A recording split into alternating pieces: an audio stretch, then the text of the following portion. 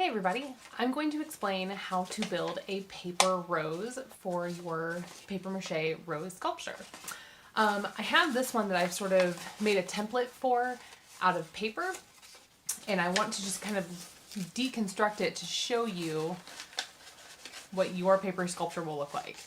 Basically, it is layers of shapes that get smaller and smaller. So the smaller ones are obviously towards the top. And when you get towards the center, you can manipulate the petals even more so they curl a little bit more tightly however you wish. So this one I had 4 layers, which I thought was really good. I really don't think that I would have less than 3 for these rose sculptures. I'm going to attempt one with some more layers on my poster board. So what I've done here is I have sketched out a big circle. If you are nervous about freehanding a circle, because honestly all I did was I just kind of eyeballed like how tall I wanted the circle to go, and then I just used my whole arm to kind of make a circle. I know circles are not the easiest things to just freehand and draw, and these are by no means perfect circles, but I think they're good enough for something found in nature. But if you were nervous about it, what you could do is use a ruler and start with, like, let's say your biggest one is maybe going to be about 10 inches across. So you can go ahead and give yourself a line of symmetry that's 10 inches long. And then to make sure that it's pretty symmetrical, you can make a little dash at, oh wow, I did pretty darn good here, at 5 inches. Now I can see how I'm off. About that far apart. So then you have some dots you can connect. And if you're still nervous about it, you can give yourself some more axles to go through that center point so you can kind of connect the dots that way. But it doesn't have to be a perfect circle, because you can even create little points to some of your petals if you wish. It's really up to you how many petals you want to have. This one worked really well with 4 petals in each round. It's a nice even number. It was really simple to manipulate at the folds, so 4 was a great number to work with. I'm going to try to attempt 6 with this one. We'll see how it goes. All right, so I have this one, which is like a 10-inch diameter.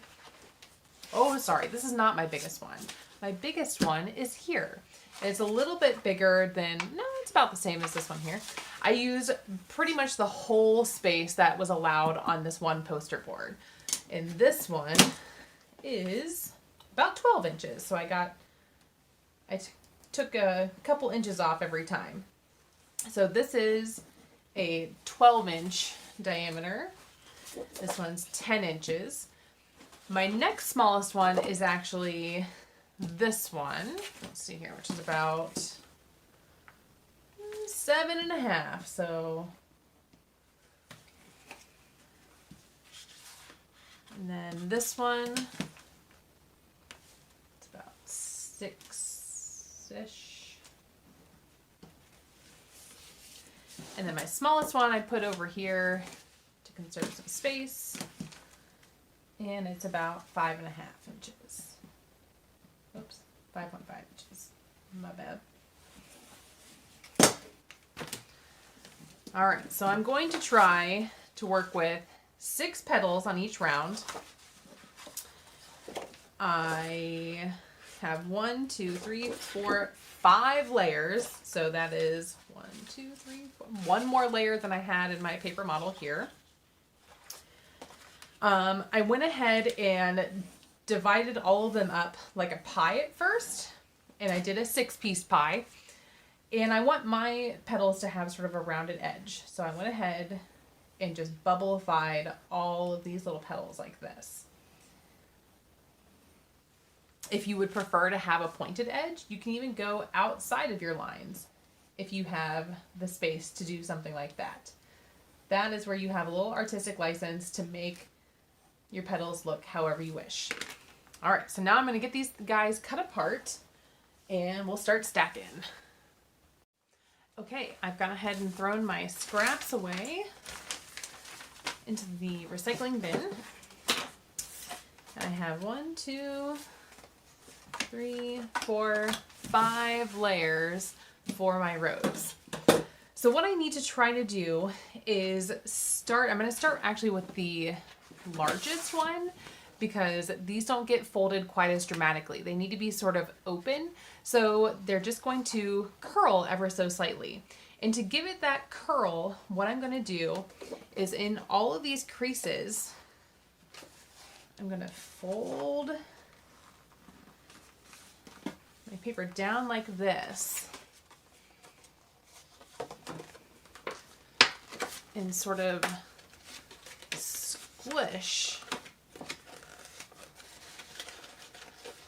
where the two petals come together. So all of these creases are going to be folded in the same direction.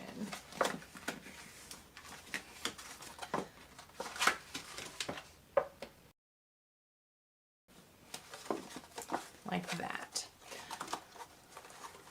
So you can already kind of tell how it's going to create this sort of like bowl shape like this. Honestly, that doesn't look too bad, just like that. Another thing I can do is start to use my finger and force this poster board into a curl on the edges. There we go. So now it kind of looks like a paper plate.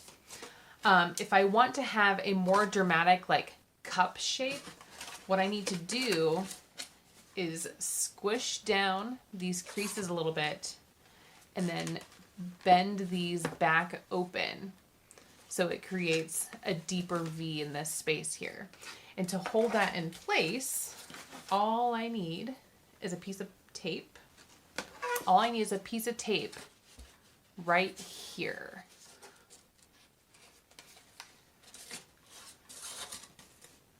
To keep those two petals a little closer together there. So I can do that all the way around.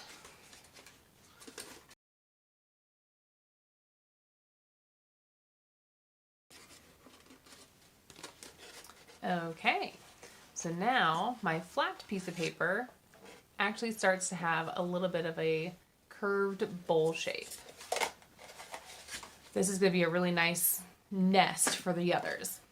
So I'm going to do the exact same process with my next layers, and then I'm going to show you how I operate a little bit differently when I get to the very center one.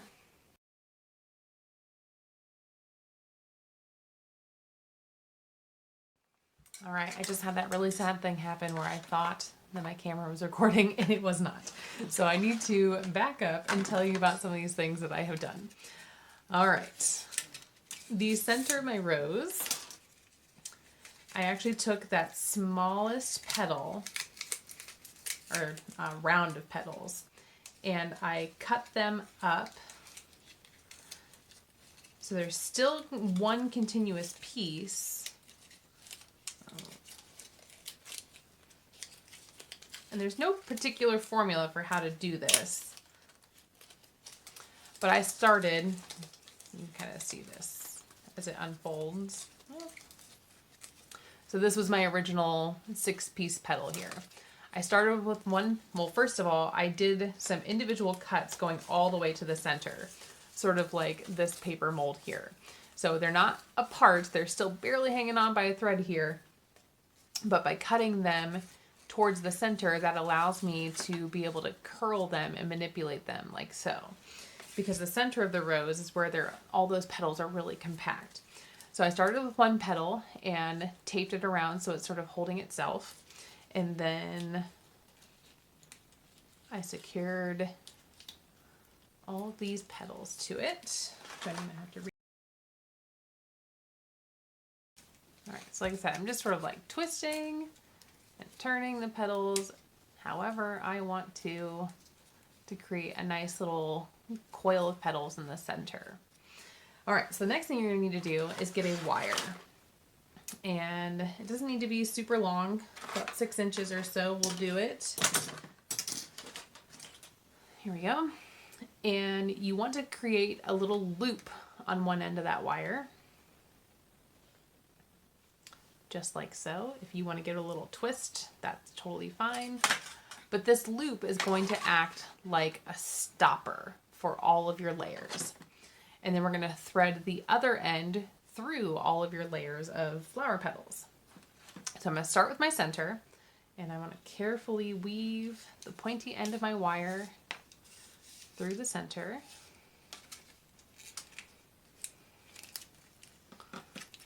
All right, so that's going to stop, hopefully, in the center of my rose there. Now I'm going to thread through my next biggest rose petals and my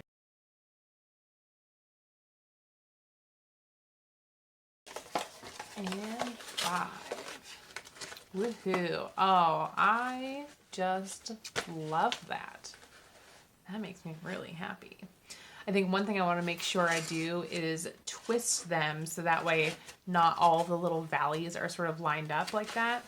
And I'll use some tape to help position things where I really want them to stay. And if they move around a little bit, that's fine. When it'll be really final is when you get to the point that you are paper macheing, because we're going to use the paper mache in some popsicle sticks to get as close down into all of these crevices and grooves as we can. So some of these little divots will sort of disappear, but we're going to it'll become a nice big solid sculpture once you get to the paper mache stage. All right, so the last thing I need to do is to kind of secure this all together. So I'm going to turn this upside down, and I'm just going to start wrapping around my finger here until I run out. I got way too big of a wire here. Did not need all of this wire.